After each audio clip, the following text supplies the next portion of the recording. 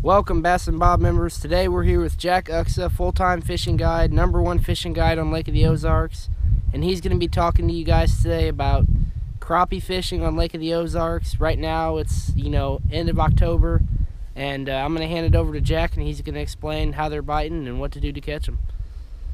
We've had a pretty good run here lately, all through the summer. Really didn't have a very good summer. I could troll and catch them, but I like to throw the jig with a rod and actually cast for them, actually fish for them. Trolling's kind of like cheating. I do it, but I don't like it. Right now we're having some pretty good bites.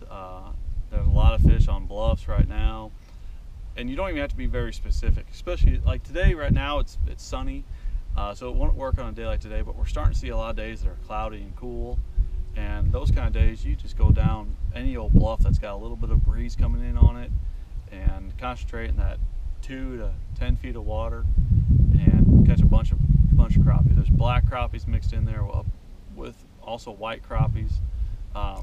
Catching them pretty good. Water temperatures in the upper 60s. It should be cooling down here as we go through the next few weeks. I don't know about that because it's kind of some warm weather coming up, but I know it's gonna be cooling down. November cools down, it always does, and fish should continue to be biting just fine. I don't throw anything too fancy. This is a crappie tube. This is a 1/16 ounce jig head. Sometimes I'll use a little heavier jig head. This is a simple Johnson tube. Do use the crappie nibbles. Make sure you're using some of these things. They're not fancy, they're not expensive, but this is the reason why I get away with not using minnows, guys, because I catch just as many fish as people do with minnows, but I can move twice as fast.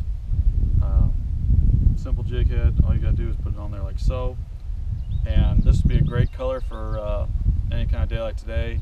Blue and white would also be a good combination. Brown and chartreuse would be a good combination. If it's really dark out there, I might go with a chartreuse and black. 6-pound test, nice sensitive little rod. It's a little Elite Tech 6'9", light action, little Fluger President reel. That bluff pattern, anybody can do it. It's really easy. You catch a quality crappie doing it. Really works great on days that are cloudy with a little bit of wind. There's days where it's sunny. They're going to be back towards the docks then. You're going to be catching more white crappie then. Still catching some good numbers. Fish are going to be a lot tighter, a lot more of a school, which is fine because you can sit there on one dock. If you got a good dock, you can pluck off 15, 20 of them off of one dock versus working your whole way down a bluff to catch the same number of fish. White crappies are a little skinnier than the blacks, but hey, they both taste the same, and it's delicious. Primarily targeting docks on the main lake or just inside the points. Kind of a similar deal with the pass right now. When it's cloudier, I'm going shallow, 2 to 10 feet. When it's sunnier, especially like middle part of the day, I'm not even starting until 10 feet. So they're a little bit deeper, 10 to 15 feet of water, particularly if you got some docks with brush on them. The other thing I want to talk to you guys about as we go through the end of October into November is white bass fishing. White bass fishing is a whole lot of fun. It's a little condition dependent. In other words, if you don't have a whole lot of wind, you're not really going to catch a whole lot of white bass unless you just get lucky.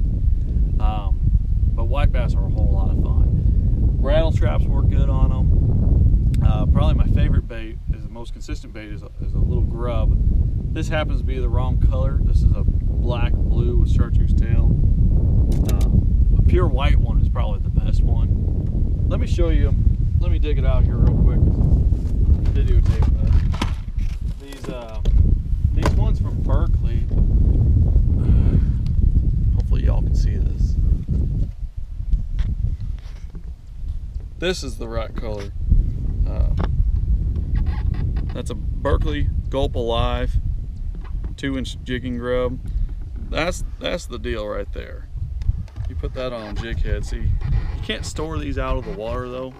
That's why I've got that other one on that rod right now. White bass love that bait. They can't get enough of that thing. I super glue them to the jig head, and primarily looking for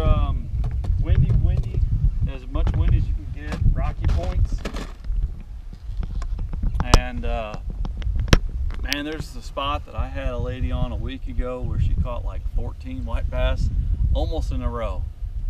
I mean, she was having an absolute blast. Now, there were a lot of smaller ones at that particular spot, but she had caught a hybrid earlier in the day, a big spotted bass earlier in the day, and several other keeper white bass. And they're just one of those fish that they are just, well, in fact, anybody that's going out in the next few days, go over to Party Cove. We caught a bunch of them when we were back there largemouth fishing this morning. And I assume a lot of you guys know where Party Cove is. There's a big school of them back there right now. And that's going to continue on for the next few weeks until we get to sometime in December. And then the white bass will kind of vanish, and you won't see them again until March. So take advantage of that right now.